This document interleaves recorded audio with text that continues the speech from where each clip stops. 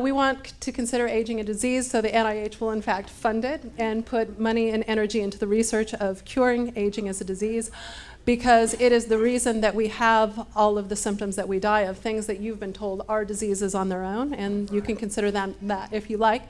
Cancer, Alzheimer's, heart disease, these are all due to cellular degeneration.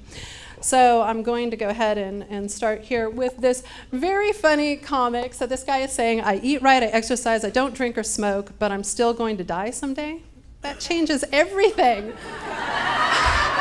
Why would I bother? Why would I bother doing all of these things if I'm just going to die? And this has been the paradigm that we've been dealing with. There has been no change to this paradigm since the existence of the first humans on Earth, and now we're coming into this change. Okay, and I'm going to tell you why this has been the case. And this is the case, that cellular degeneration underlies biological aging and is the master disease. And I think that everyone here understands that. So new insights into science have proved this. As a matter of fact, almost every paper now that comes out of any aging disease, now we call them, it always talks about the underlying issues and why we're getting these diseases to begin with. Okay, so all of these things that we've batted at as symptoms, Alzheimer's, cancer, heart disease, etc., are symptoms of cellular aging and cannot be cured on their own. And what's fantastic about this science, and what I think that everyone's here to listen to, is that if we cannot reverse your visual signs of aging, then we have not been successful. Aging is the most visual disease on the planet. It follows a pathology entirely. Some people age faster, some people age slower. We'll look at that. Progeric children age very fast. So yes, in fact, with our science, you will look younger again. We're going to go through a historical perspective of how we die and what we consider normal. So normal is a situational opinion. It's really important that we define that. I think that your group is actually really good at defining that, but most of the world isn't. They're a bit locked down, and if somebody says that dying of aging is normal, we take that as a fact. It's like a truth, and it just shuts people down. But normal is a situational opinion, and normal has changed over history, and we're going to look at that. So this is a quote from Thomas Hobbes in 1651, his book Leviathan, and this was him explaining what life was like in the 1600s. Okay, it was solitary, poor, nasty, brutish, and short, and as a matter of fact, this was absolutely true. Most people died by the age of 30 of infectious disease. And here I am coughing up here. We still have infectious disease, I'm afraid to say. Okay, so here's the death records. I know this is very, very bland, but we have to actually study death to understand life, because how we die has everything to do with how we live, okay? I'm afraid you can't read this, but there was a myriad of things that people were dying of here, and they were all infectious disease, about 90%. Only 1% of persons this week in London died of aging.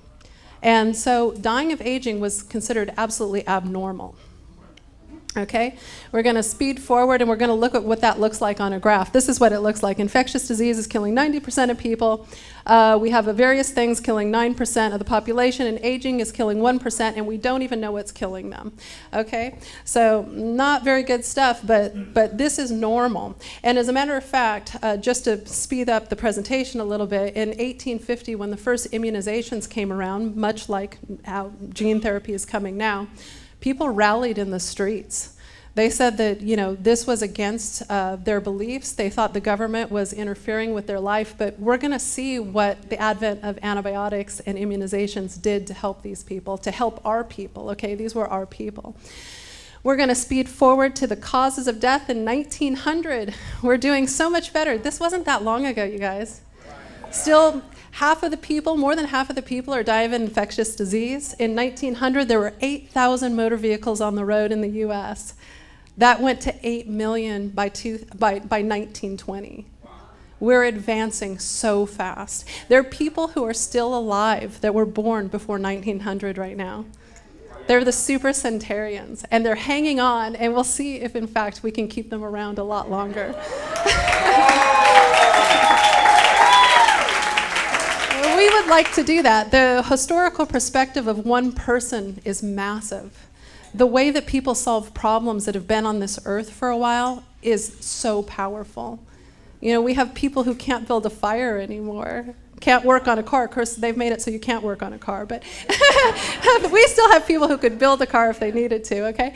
So we're going to speed forward to causes of death in 2010. This is some of our most relevant data to now. And we want to look at how normal has changed here. This is what we want to emphasize.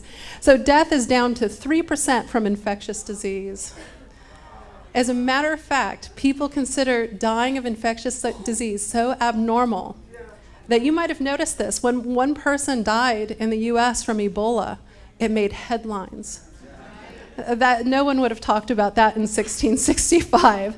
That's just how people died. Ebola is a terrible thing. We're always going to be fighting infectious disease. As a matter of fact, we're looking at the genome for how best to deal with it, but we have a whole bunch of other things to knock out, and that is the rest of this chart. Okay, so if we look at this and we played a mind game and we counted everyone in here by threes, 1, 2, and 3, 1, 2, and 3, 1, 2, and 3, life static, without any change right now. All the number ones will die of heart disease, all the number twos will die of cancer, and all the number threes will die of nephropathies, lung disorders, frailty, and various other things. And that's not acceptable. This is considered normal. As you know, people out there in the world will say, well, this is the normal way to die. But actually, the great thing is what's normal for science is to overcome these things. And that's what we're working on now. It's the natural next step. So let's not stick around here too long, okay? We're going to do one more comparison. We're going to look at 1850, and we're going to look at 1850, 1925, 1975, and 2010 for purposes of understanding what we've done in the past. If you look here, in 1850, 10% of the population, 25% of the top population was dead by the age of 10. That's a big, big deal. And if you notice, if you look at our line here, we're not a robust society. We continue the downward slope all the way to the end of our graph. This difference that you see at this time is not having antibiotics and immunizations. And I know that not everyone thinks that antibiotics and immunizations are great, and luckily we have new things coming. But antibiotics were the first regenerative medicine, and they still work. They're really have been the only regenerative medicine on the planet until recently. We'll still need them. They're still very powerful tools, and we're trying to make new ones. They actually save lives, and they get your health back to a normal state. The second thing is immunizations, okay? We're going to see this here. This is the difference in our death line here. This is very powerful. Immunizations are the only preventative medicine on the planet until gene therapy came along. And I'll be happy to tell you that gene therapy is both regenerative medicine and preventative medicine in one. We're going to look here. Health span is big business right now. To increase health span makes people rich, okay? This is what pharmaceuticals go for. They want to increase health span even incrementally, even if it's by 2 months to a year to 5 years. They haven't done a very good job of it. This increment that you're seeing here is 6 to 12 years of healthy health span. And this isn't because of any pharmaceuticals. As a matter of fact, it's not because of Pilates or even nutrition. This is the cessation of smoking. This is what it did to your population, okay? These are your people. These are your people surviving healthier. So we learned to add a few things like immunizations and antibiotics and take a few bad habits away, okay? These are really, really important things. Here's our problem. This is the problem that you guys are looking at. You know, we spend a lot of time just trying to make this line flat across the top so that you're absolutely healthy all the way up to the 110, 120 point. But this bottleneck is something that we want to look at. Why is it that now no one is living any longer than the longest living people in 1850? Well, we think that we're on top of solving that problem.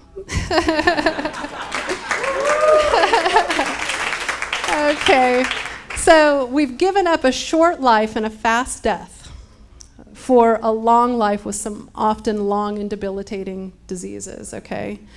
That's not so great when you think about it, you know? So, you know, of course, our natural next step is to take care of that. So is aging just a process that happens to people and something we can't change? Oh, I think not.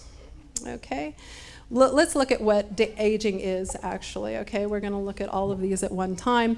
So aging is cellular damage that's accumulated over time. It has a lot of symptoms and signs that go with it inside the cell. So we get DNA damage. We're going to talk about that briefly.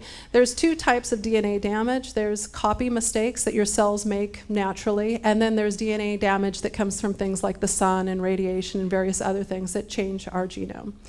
There's epigenetic changes. This is the turning off and on of DNA. There's telomere shortening. And does everyone know what that is after having Bill Andrews here? Yay!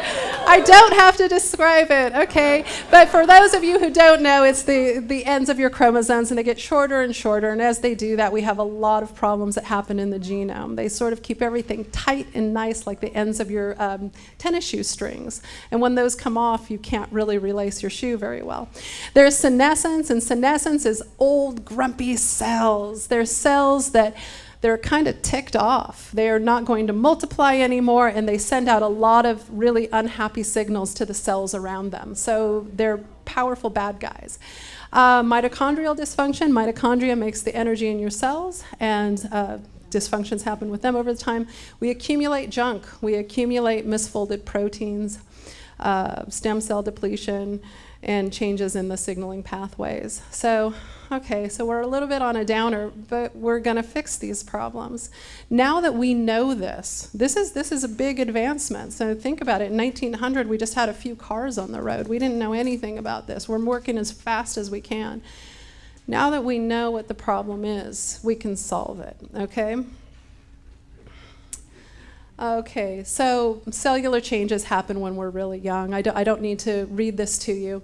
You can read it yourself. I want to make sure that everyone understands what I'm talking about. Chronological aging, we're all for that. We want you to get older. We're not picking on anyone over 40 in this room, because I would be feeling really bad right now. You actually have aging as a disease when you're born. We already have atherosclerotic plaques in our arteries by the time we're 5 to 10 years old. We are developing cancers, cancer cells in our body. They can detect these in children of 10 years old. The difference is that our immune system clears them out. We have a little bit of a problem. We think that development is not aging, but when people are developing, they're aging, and they're accumulating damage, and things are happening. Okay, we tend to think of aging happening after 25 and then, progressively getting worse, but we have it the whole time. So we want to fix this problem, and we want to fix it in a way that creates a homeostasis that we have never seen before. We want to be better than how we were born, okay? So here is a progeric child. Some of you know the reason that I got into this was to cure childhood disease. I never thought that I would be speaking on longevity, okay? I'm very moved to make children well. When I started to look into the science, I met Aubrey de Grey, who's a friend of mine, and Bill Andrews. Bill Andrews has given me the biggest start and the biggest push of anyone. I started to realize that it was time to fight a new war. We could fight what I call the first old man's war and save our children and save ourselves in the meantime. We've always sent children to war for us, and this was an opportunity to look at the genome in a completely different way, and actually by curing aging, we can help many of the diseases that children have, including cancer and various other things. So this progeric child has a problem with laminin aging, and their telomeres are very short. They die by about the age of 15. Everyone knows who's next to Einstein, and Einstein actually didn't, I believe, die of aging. I think he had a hemorrhagic problem in his aorta. So, but he definitely was older, and it was a good comparison, okay? So here we have number of deaths and the age graph, and this is where I'm going to state probably my last case for aging as a disease. If we put our finger somewhere between 15 and 30, our chances of dying of any of these diseases above are almost zero, okay? So that's kind of where we want to reset your cells to. Probably somewhere around 25 would be about right, but of course we've got to do better than that because we want to make sure you don't go back down this road. One last look at graphs here. Here's infectious disease. This you could think of as Ebola now, where people in 1665, you're going along, you're fine, and then bam, you fall down and you die. In the middle, we see a medical intervention. This is what pharmaceuticals have offered us. Maybe this person's about 45, they're going along, they have a thyroid problem, they start taking some medicine. It brings them up, but not quite up far enough, and then they have their next incident, maybe they're having heart disease and they get on statins. And it kind of brings them up again, and it's a slow decline. People consider, if you actually Google gene therapy, you'll see that gene therapy is considered an experimental treatment. It's an experimental form of medicine. I would say that pharmaceuticals are still an experiment and that they're failing us.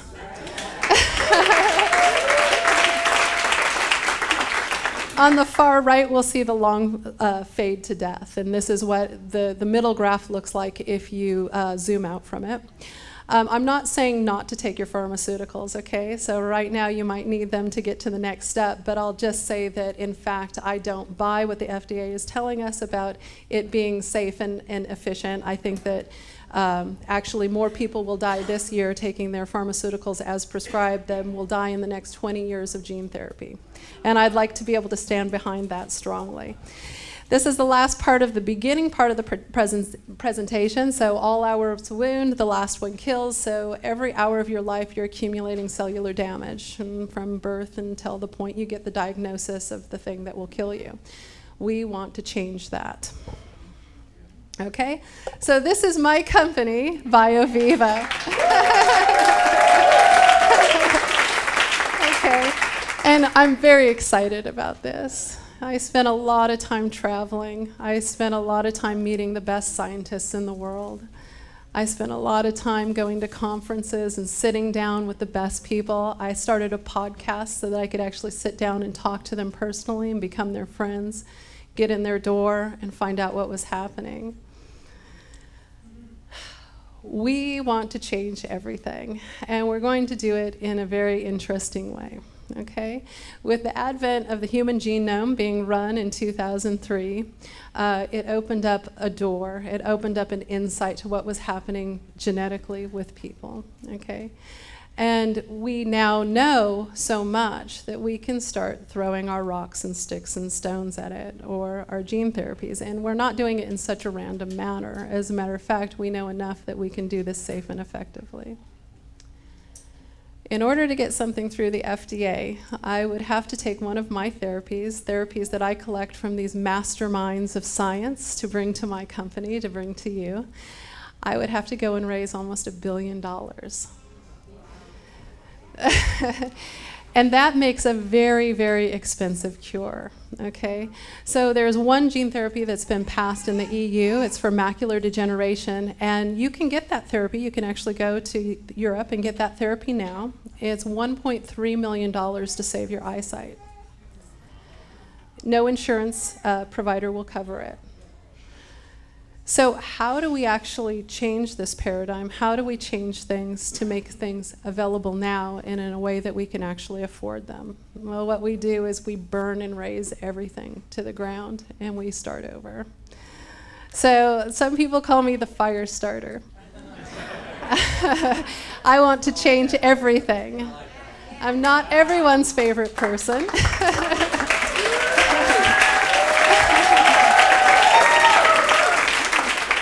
But I'm okay with that, because what matters is the humanitarian side of me getting cures to you, okay? So this is one of my favorite cartoons ever. He says, the rat says to the person, I'm going home today. They cured me using this miracle drug. I'm afraid it'll be years before it's approved for humans.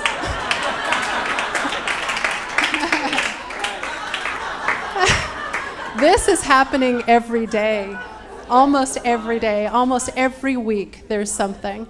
And you'll see something in the news how we're going to cure aging and this is going to happen and that's going to happen, and then it disappears because there's the reality of how long this will take to get to you. Not only would it take me $1 billion to get this through the US government, it would take about 15 years of testing. And when I'm looking out there, I'm seeing people that don't want to wait 15 years, okay? This is a paradigm of death that we have sort of accepted, and I know that this group hasn't and I haven't, but this is what the world has accepted. We see mouse and rat studies all the time that give us great hope, and we're dying waiting for a cure. I think that that's a terrible way to be. There's a whole field of bioethics. And in the United States, ethics go kind of like this. A doctor shall not harm, and yet a doctor shall put you on every pharmaceutical. They'll put lines into your body. They'll keep you alive until you absolutely can't stay alive anymore, and then they let you go, and they actually feel like they've done a good job. I want to change that.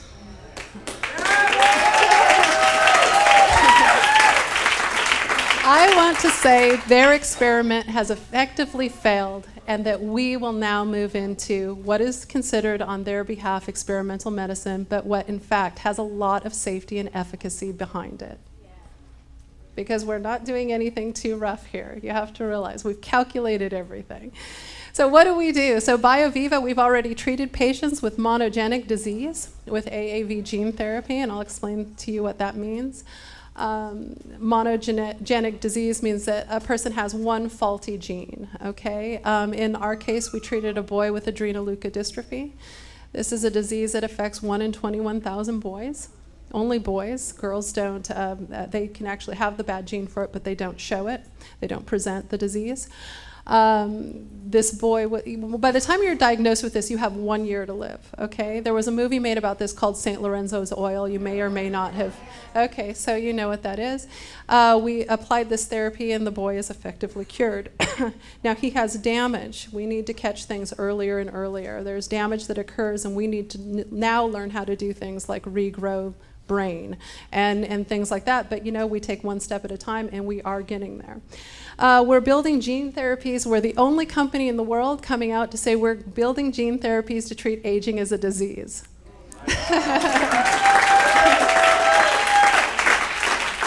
And what that means is that we could mitigate all of the diseases of old age if we're successful, and we think we will be. So we'll become a leader in genomic engineering, and I'll tell you the difference between that and gene therapy. With gene therapy, if you were an orchestra, if one person was playing badly, we would replace that one person with a good player. Okay, that's what we can do right now. We can put in one gene. In the near future, we'll be doing CRISPR technology, where we'll be able to cut out a whole big slew of genes and put in proper ones. Right now, we're good at doing one gene at a time. Genomic engineering is the future, and we'll be looking at the genome in a completely different way when that technology comes through, and meaning that one bad player, perhaps they were playing bad because they had a crush on the bassoon player, and the bassoon player actually likes the pianist. And now we have a big problem, and we'll be able to tackle it in a way that absolutely just mitigates it right in the bud. So how do we program cells? These are a bunch of Apple IIs, and I know that right now there's a bunch of us that feel like we have Apple IIs and everybody else has got an iPhone that's just being born. Or maybe an iWatch, but it's not true. With computers, it's true. We're limited by technology. We program them with ones and zeros, but with the human genome, we do it with A, T, C, and G. And believe it or not, the people who are born today don't have any different technology than you do. So we have no limits. So that plays definitely into your unlimited selves. And so what we need to do is we need to make sure that our computers are basically printing out the things that we need them to print out. And so if we look at that in a closer matter, we have DNA and genes, and I'm going to not make this difficult. DNA makes RNA, and RNA makes protein, and protein makes you, okay? It makes everything about you. It's what this DNA is what you look like. It's how you think in so many ways. It's how you metabolize your food. It's how your cells clean up their damage. Young people are creating proteins that when we get older, we're not creating anymore. And so all we need to do is treat each cell like a computer, and we need to reprogram it. We need to put in the DNA that will then create the RNA and the protein that we need to be more youthful and healthy. This is what gene therapy is. It's not very scary at all. We start with a therapeutic transgene, the gene that we either need to put in because you have a dysfunctional copy, or the gene that we want to upregulate the production of the protein that it makes. We put it into a viral vector. So here we have viruses. That sounds very scary, but viruses are really good about going in and attaching to our cells and delivering their payload. With our viruses, we take out their ability to replicate. They can't actually make you sick. And then we put this transgene in, and they deliver it. They're so silly. We've outwitted them. And so they think they're going on to make more of themselves, but in fact, they're not. The gene goes in, and it starts creating the protein, and what you need to know is that then changes you. It makes you healthier and better in our case. These are our viral vectors. This is the adeno-associated virus. Why we work with this is very special. Okay, we work with this because it doesn't make people sick. It's very easy to work with. It's never caused related problems that they've had with gene therapy in the past. So it's not a big fear scenario. It's very effective, and it actually transduces, and transduce means it puts the gene into the cell. It transduces both dividing cells and non-dividing cells. And we have things called serotypes. And a serotype is a type of that virus that will actually target specific tissues. So we can deliver to the brain, to your skin, to your organs with different serotypes, and this is a really special technology.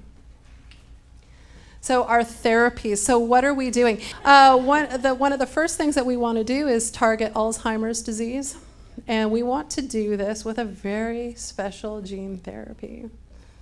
This is a special gene therapy because it's the only gene therapy that has actually reversed aging in animals.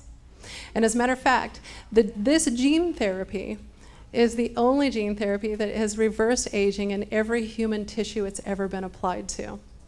Yeah. That is really special. This is our biggest hope. Why it's never been used in a human body, I have no idea. It's been around for a long time. The animal studies had been around since at least 2009. I guess that's why I came along. I said there's people that are dying right now. We have people in stage 6 and 7 Alzheimer's, and they're dying. And there's no cure. As a matter of fact, the FDA has approved 4 drugs for Alzheimer's, and these were the best of the side effects. I didn't put the worst of them because I didn't think you would believe me. It's that bad. There's no cure for this disease. We should be taking people who are terminally ill, and they should have their right to try therapies.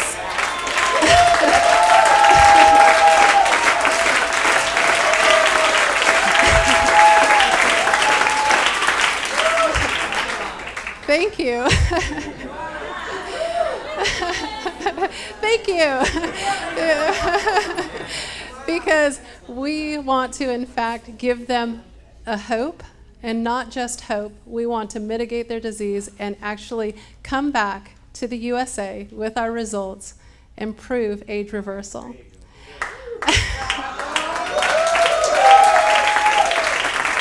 So I actually was given a new target today.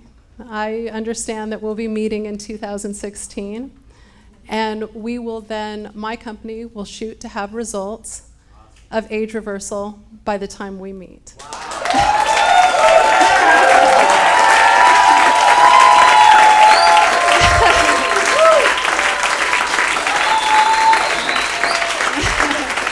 And I'm standing behind that 100%. And actually, if we have it before then, we're going to hide that person maybe till that event, because we hope to have it before then. Okay, so that's one of the treatments. Atherosclerosis, 90% of the population, if you were scanned, 90% of the population has atherosclerosis by the age of 30, and that is plaques in your arteries. This is why we get heart disease. Heart disease, you saw back on the graph, kills 1/3 of the population, and if you don't die of something else, you will die of heart disease, okay? We have a gene therapy that appears to reverse atherosclerosis. We already have it in humans. Its side effects are increased muscle mass, stamina. And I'd like you to put that up against what statins do. I know a lot of people who have been prescribed statins and they don't take them because of how sick they make them. Okay? I'll tell you now, my doctor that I work with, that is our lead doctor in BioViva, took this gene therapy 5 years ago. Yeah, he's in very good shape. He has no heart issues. He has no cholesterol issues. He has cholesterol. You need cholesterol in your body or you would die, but he has no atherosclerotic plaques. He runs extremely fast. He's extremely healthy. And the world did not know that until I said that. There's only a few people that know that, so I'm bringing that to you, okay?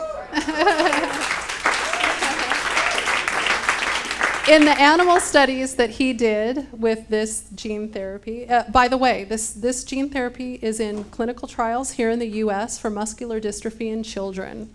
So we are coming along, but unfortunately you would have to have muscular dystrophy to get it if it's passed through the NIH, okay? Or through the FDA. In animal studies that he did, the animals all lived 40% longer than the controls, yeah. So that's pretty fantastic. I told you about our adrenoleukodystrophy therapy. This is for orphan disease. If you had a child that had this, this would be an imperative. There is one other company that's coming out with a version of this therapy, but it's ex vivo. That means they take your cells out of your body and then they put them back in. These children really don't have time, and they don't have time for that. Ours is one injection, and you're good to go. Okay?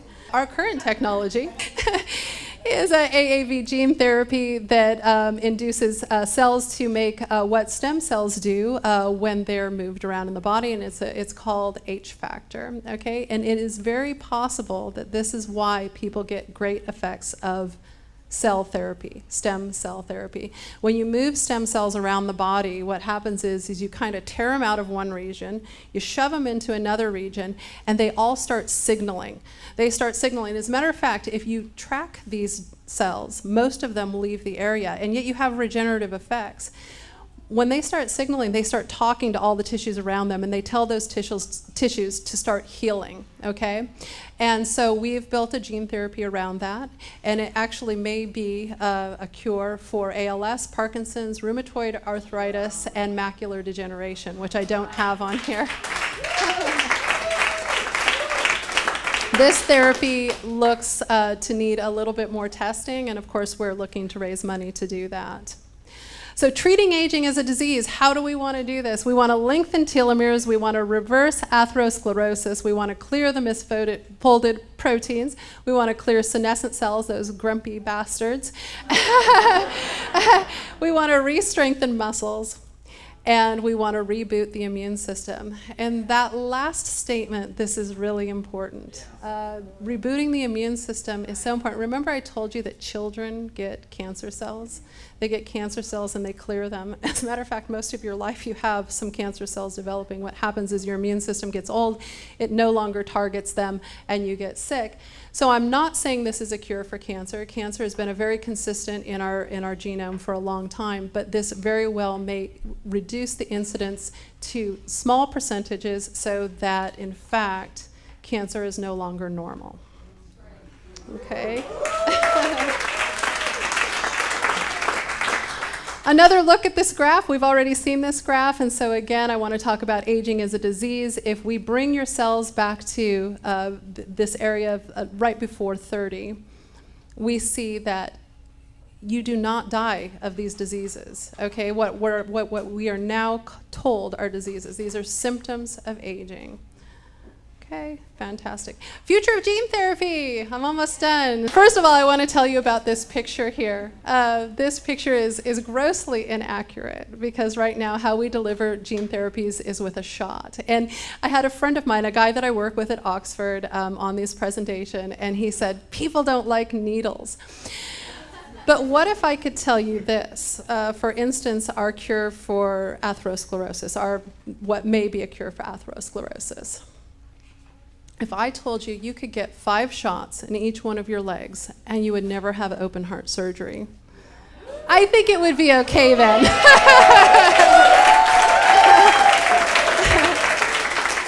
But nonetheless, the pill is much more friendly looking, but we really don't want you taking pills. I would like to create a society that we were not dependent on pills. I know that there's a lot of companies now that are coming up. Google has taken on aging, and a lot of them are looking at making pharmaceuticals. And quite honestly, I'm a bit of a survival type. So if I'm out on an island and I decide to live out there for a while and forget my pills, I don't want to start aging. So we would like to fortify you and fortify you now. So I think that they will be given like immunizations. In the future, I am hoping that governments will work with us and these things will actually be free.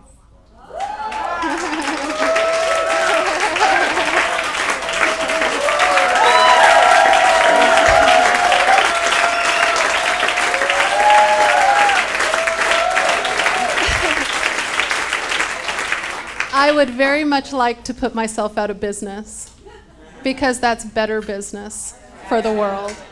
That's what we want. So over here we look at 1665, and you can see the doctor's not even getting too close to this woman because whatever she has might kill him. And then over here on the right, we see this woman who's 230, and she's getting her gene boosting therapy. So again, gene therapy has the properties of being the first regenerative and preventative medicine in one. That's a really big deal, okay? We want to treat invasive problems before they happen to you. And as a matter of fact, we want to start treating people younger and younger and younger. So right now we're going to have to treat aging as a disease. We're going to reverse aging, see how that looks. But in the future, we're of course going to want to catch people before that even happens. So maybe when you're 20, there's gene boosting therapies that you go to take. And when you're 30 and when you're 40, there are other ones. And you go in and you stoically get your shots, sorry, I have a cough, so that in fact you will not die of the diseases of aging. Future consequences. Okay, this is where it gets exciting, and anyone who wants to can add in what they would like to see. We definitely want to look at regenerative therapies. Therapies that might help you regrow parts of your organs internally. On your own. This is a very futuristic thing. Engineering resistance to viruses. We already have the beginnings of this. Actually, a man was cured of his HIV when he got a bone marrow transplant. A bone marrow transplant is kind of a crude form of gene therapy. Okay, he took on somebody else's genes that was a super controller for AIDS. He was dying. He was actually dying of bone cancer, and that's why they did the therapy, but then his AIDS went away.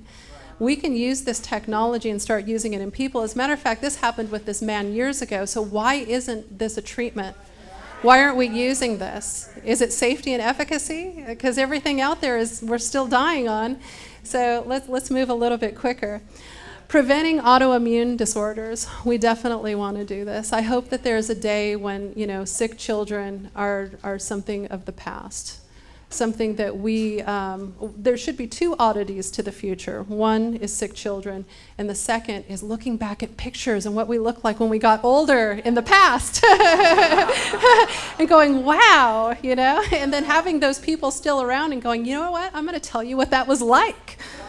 You people don't even understand that. I want to tell you what that was like. It was very scary. Enhancing therapies. We're already looking at a cognitive enhancement therapy. We hope to do more with this. Beijing University in Beijing, China, is now running the human genome against intelligence. There's nothing wrong with that, but the rest of the world won't touch it. We're glad that they touch it, because if we can make you stronger, faster, smarter, more visually acute, we're going to do it. Okay? We're the shop.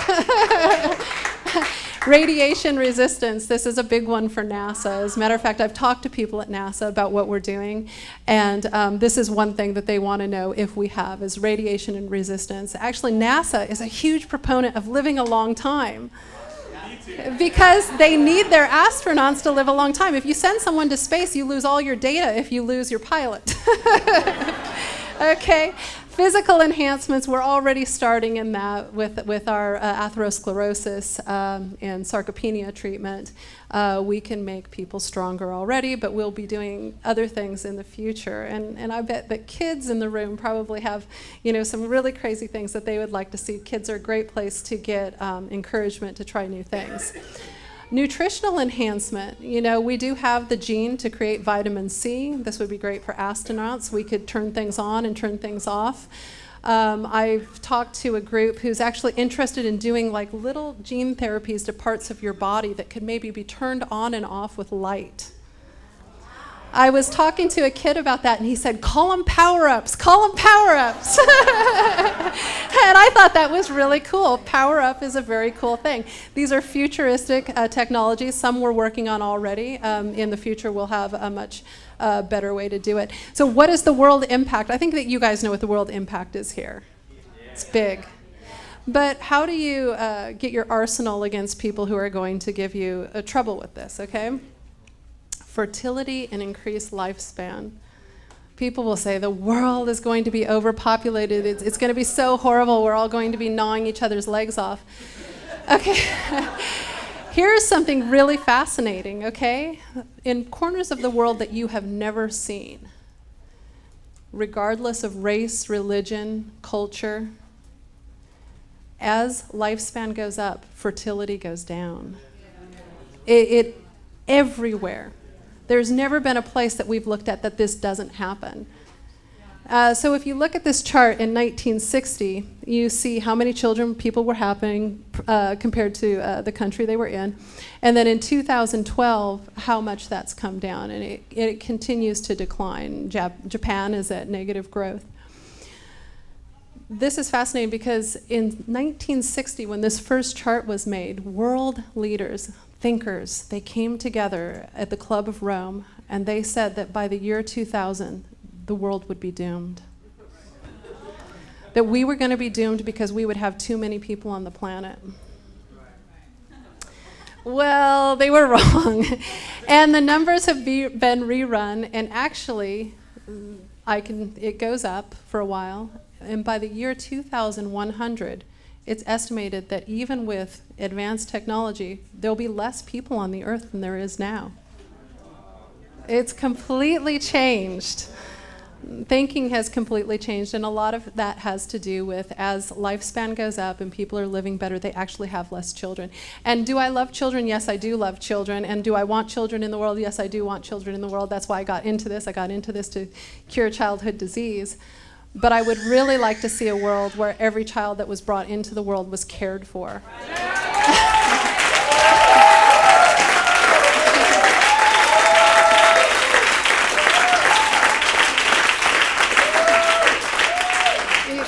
Thank you. People against a decline in population often are not very awakened to the idea that children are starving right now. And that we could take care of those people if it was a manageable order. And we are taking care of more people in the world than we ever have before. We're feeding more people in the world than we ever have before, okay? I don't want overpopulation either. Actually, my next crusade would be the environment after I solve this problem. So, I intend to be around for a while.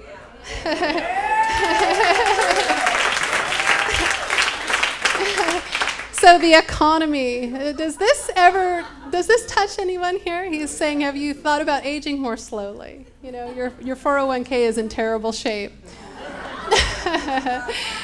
Okay, we can't actually afford what's happening right now.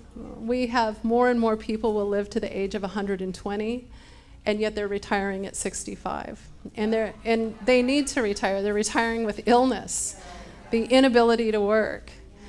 If we can put these people back to work in young, youthful, healthy bodies, it would be so good for the environment. and the economy and everything else, because we'll be working on new problems that will solve issues that we haven't solved in the past.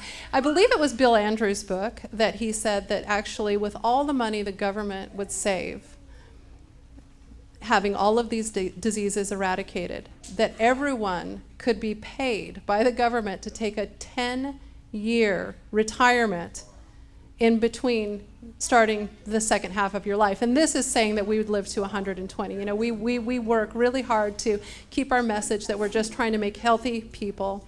And then, of course, you know, you're the group who actually understands a very important question. If you're healthy, what do you die of?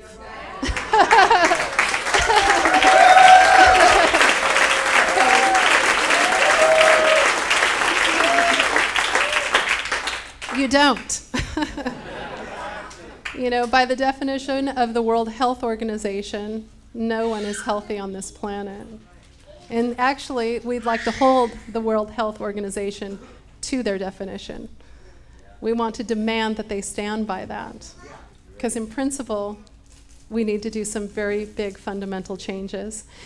The government this year is going to spend approximately $13 billion on battling the symptoms of aging, with only $2 billion of that dollars going to aging research itself. That's a problem.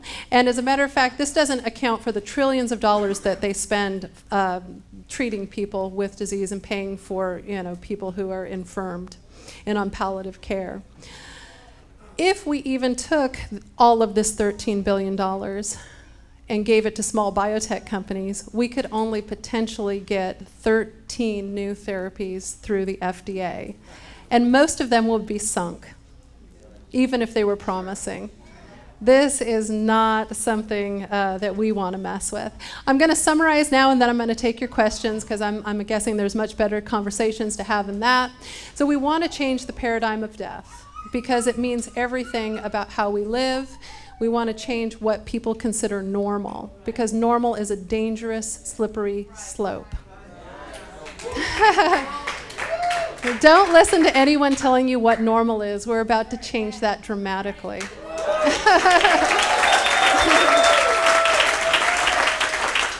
So all of the symptoms of aging are here, not all of them, but many of them, and you know it goes on and on and on, and it's all caused by aging as a disease. It's all biological damage. Let's see. So then number 3, we already talked about what biological aging is. Number 4, we're learning that we can reverse this damage in the rate at which we age. So, and number 5, you know, BioViva is working on this technology now to bring it to you. One thing I do want you to hold in and remember, not only that normal is a problem, but that gene therapy offers both preventative and regenerative medicine. It's very important. That's a very powerful tool when you're talking to people. These therapies should pay for themselves by mitigating all the symptoms of biological aging, and the governments and you will save a lot of money. Okay? Those are your takeaway points. So. Thank you for listening to this presentation. And I want to make a special thanks to Avi Roy at Oxford, who helped me with this presentation and this information. And I want to thank David Cosman, who actually lives on the island that I live on. He's a geneticist, and he also helped me go through it. And I want to say cellular degeneration, or AKA aging, beware. We're on you now.